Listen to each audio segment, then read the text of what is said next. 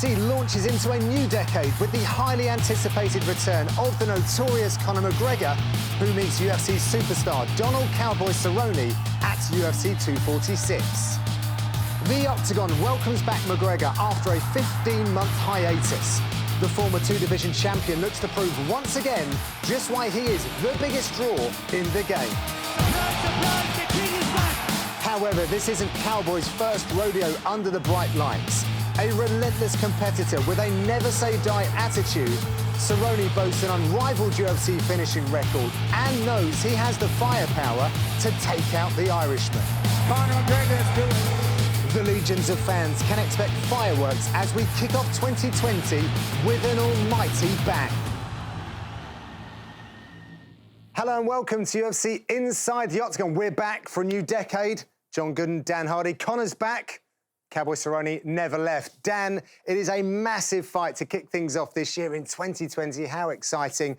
I think the big storyline here is the fact that the biggest name in mixed martial arts, one of the biggest names in sports, he's back to work. Yes, he is. And steps straight in against a veteran in Cowboy as well. Someone that can really challenge his game in a lot of different ways. And what we expect from Conor, as always, an aggressive, flamboyant start, you know, big, powerful left hands and all that kind of stuff. But it's how he goes about the work and how Cowboy responds to it, which is really the most fascinating. What we've seen from Cowboy all the way through his career is we've seen great knockouts, we've seen great submissions as well. He's one of those guys that's got a full skill set in every range, and it just depends on which kind of skill set he's polished and brings to the table for that fight, and also how he looks at Conor McGregor and what he expects from McGregor and how his skill set interacts with that. Because I would say of the two of them, Cowboy's the one with the options. Yeah. Conor, we kind of know what he's going to do. Cowboy's the one that kind of has to fit his pieces around Conor to deal with that. OK, I'm very much excited about your analysis, but we must start with the facts and the stats. Couple of things here which I think we should be looking at. We know that Cowboy's later on in his career, but he keeps himself so youthful. He does. Does that 36 number even count? But the most interesting thing, he is the bigger man. Everyone surrenders a reach disadvantage, I guess, against Conor. It is. I mean, it is strange that Conor always seems to have a reach advantage over his opponents. But again, we've talked about it before. It's a physicality thing. You know, you look at Cowboy, he's very kind of upright with long arms but narrow shoulders. Last time you called someone a fish finger. A fish finger, We're not doing that for a Cowboy, though, right? It's too late. We've already done it. He's a Cowboy fish finger. He's just got that kind of straight-up narrow body, whereas if you look at Conor McGregor, he's got that way of the Dragon Bruce Lee Cobra spread going on, and that adds reach to his arms. So, you know, he's going to be able to get to Cowboy. He's got long arms, and he uses that reach very, very well. The disadvantage, obviously, with Cowboy being slightly higher is that he's going to be trying to lean away from those shots a little bit, perhaps. Yeah. But I think that kind of works into McGregor's favour.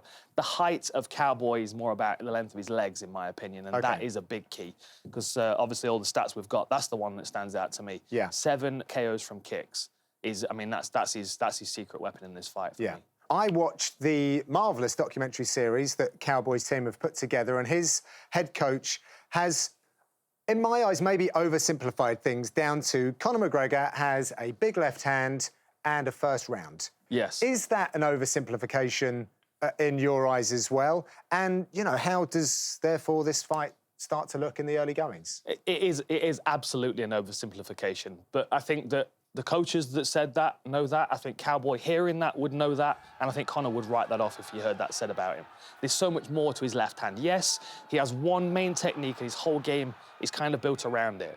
But the game that surrounds his left hand is good enough to make sure that left hand lands consistently. In the fights against, say, Brandao, against Poirier, against Mendes, he's the aggressive fighter. He's pushing people back against the fence. That's what I expect from him in this fight. The reason for that is because one thing that we can guarantee on with Cowboy is that he's a slow starter. You know, he does have some good first rounds, but generally he's under pressure in the first round. And Conor's great at scooping people into the fence. And the way that he does it, let's just have a quick look at this footwork, because most southpaws, let's just use this position for an example. Most southpaws, where are we? Where's Conor's? So there's Conor's dangerous weapon, right? There's Conor's left hand. Apparently the only one. Well, apparently. But if you're a southpaw fighter, you want your opponents moving towards that punch. Wil je de volledige aflevering zien? Ga naar kijk.nl. Je ziet meer met Kijk.